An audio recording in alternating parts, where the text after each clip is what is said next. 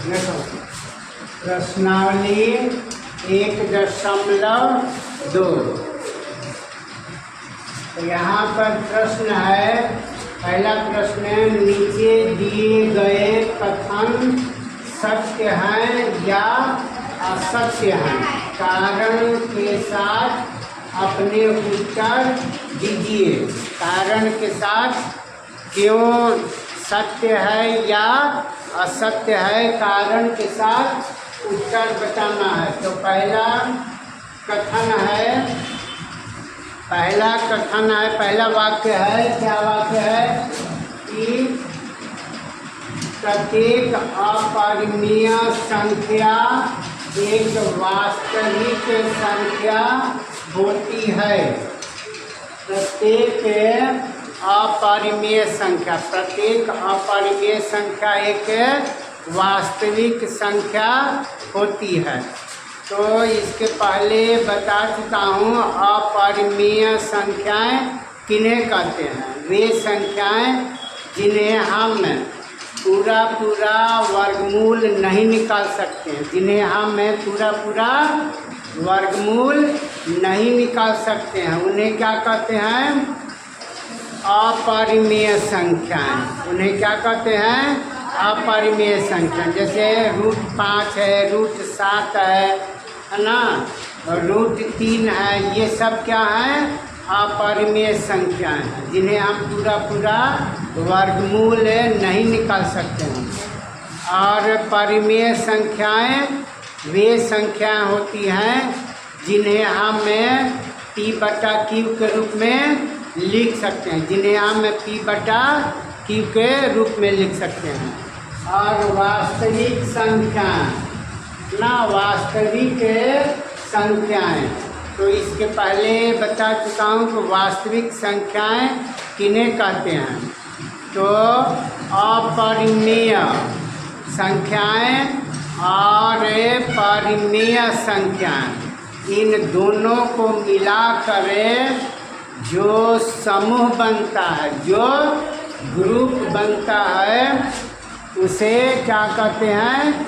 वास्तविक संख्याएं ना। अपरिमेय संख्याएं और परिमेय संख्याएं, इन दोनों को मिलाकर जो समूह बनता है, जो ग्रुप बनता है, उसे क्या कहते हैं? वास्तविक संख्याएं ना, या वास्तविक संख्याओं का समूह। तो उत्तर में तो यह कथन क्या हुआ? सत्य ना, क्योंकि यहाँ पर लिखा है कि प्रत्येक अपरिमेय संख्या एक वास्तविक संख्या होती है। तो इसके पहले बताया कि वास्तविक संख्याओं में परिमेय संख्याएं और अपरिमेय संख्याएं दोनों होती हैं, इसलिए यह कथन सत्य हुआ। कारण में लिखा जाएगा, क्योंकि अपरिमेय संख्याएं और परिमेय संख्याएं, इनसे जो समूह अर्थात ग्रुप बनता है, उसे ही वास्तविक संख्याओं का समूह कहा जाता है ना। जो परिमेय संख्याएं हैं और अपरिमेय संख्या हैं, इन सभी से जो समूह बनता है, जो ग्रुप बनता है, उसे ही वास्तविक संख्याओं का समूह या ग्रुप कहा जाता है। तो यही कारण यहाँ पर लिखा जाएगा, इसलिए यह कथन सत्य है।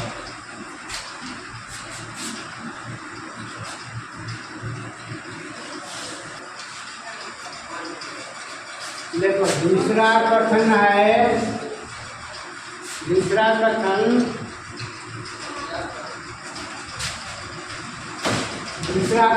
संख्या रेखा का प्रत्येक बिंदु रूट m के रूप का होता है, जहाँ m एक प्राकृत संख्या है। तो इसके पहले बता चुका हूँ, प्राकृत संख्याएं किन्हें कहते हैं?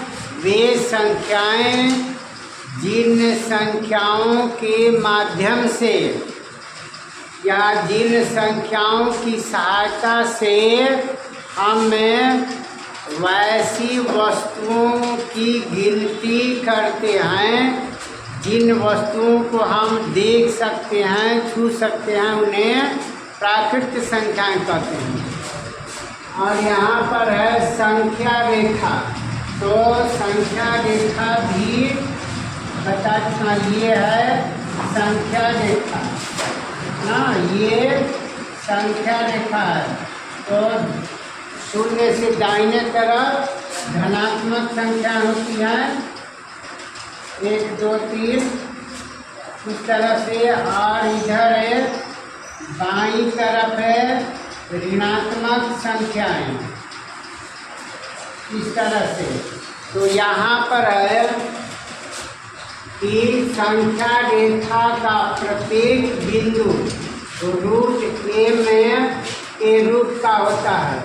अब यहाँ पर है यह ऋणात्मक संख्याएं। तो ऋणात्मक संख्याएं प्राकृत संख्याओं में नहीं होती हैं। प्राकृत संख्याओं में ऋणात्मक संख्याएं नहीं होती हैं। प्राकृत संख्याओं में कैसी संख्या होती हैं? तो 1 से अनंत तक। तो यहाँ पर है कि संख्या रेखा का प्रत्येक बिंदु, यानी ये संख्या रेखा है तो इसका प्रत्येक बिंदु, लेकिन यहाँ पर ये जो ऋणात्मक संख्याएं हैं, ऋणात्मक संख्याओं का यह वर्गमूल नहीं निकल सकता है, इसलिए यह कथन गलत हुआ। यह कथन क्या हुआ? गलत, क्योंकि ऋणात्मक संख्याओं का वर्गमूल नहीं निकलेगा। ऋणात्मक संख्याओं का वर्गमूल नहीं निकलेगा। यहाँ पर कथन में है कि संख्या रेखा का प्रत्येक बिंदु का मतलब कि शून्य से दाहिने तरफ और बाईं तरफ दोनों तरफ का बिंदु। तो शून्य से बाईं तरफ क्या है? ऋणात्मक संख्याएं हैं। तो ऋणात्मक संख्याओं का वर्गमूल नहीं निकलता है। ऋणात्मक संख्याओं का वर्गमूल नहीं निकलता, इसलिए यह कथन असत्य हुआ। यह कथन असत्य हुआ।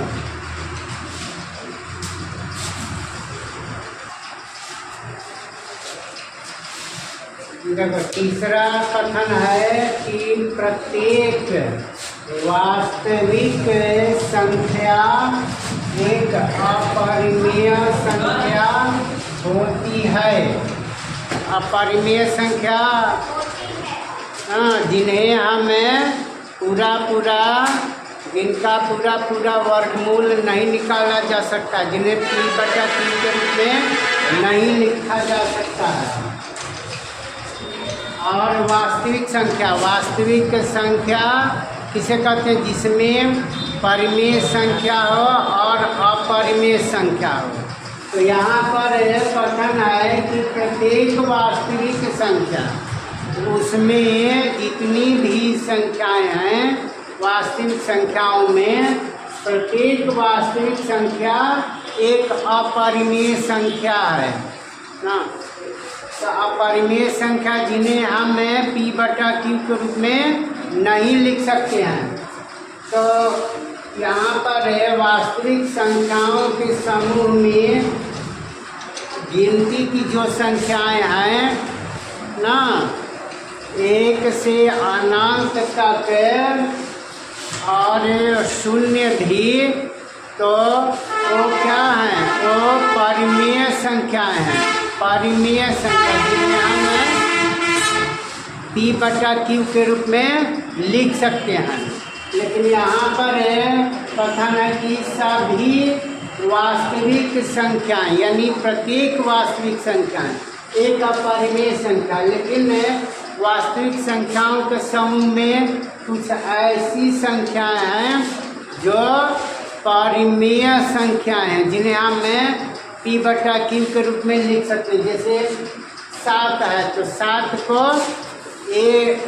7 बटा 1 लिख सकते हैं, 7 बटा 1 लिख सकते हैं। 5 है तो 5 को 5 बटा 1 लिख सकते हैं। तो 5 बटा 1 लिखने का मतलब कि p बटा q के रूप में हो गया, भिन्न के रूप में। तो इसलिए यह है, इसका अनुसार यह कथन गलत है, असत्य है। यहाँ पर कारण में लिख लो कि चूंकि प्रत्येक वास्तविक संख्या एक अपरिमेय संख्या नहीं होती है।